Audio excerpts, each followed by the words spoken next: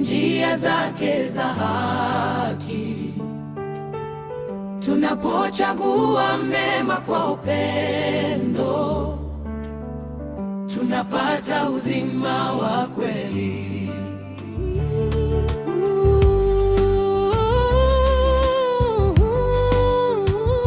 Tumeitwa kuishi katika wema na kufuata mapenzi yake. Ndani ya Kristo tunapata nguvu ya kushinda yote mabaya. Tuongoze, e Bwana wa kweli, katika nuru ya haki yako.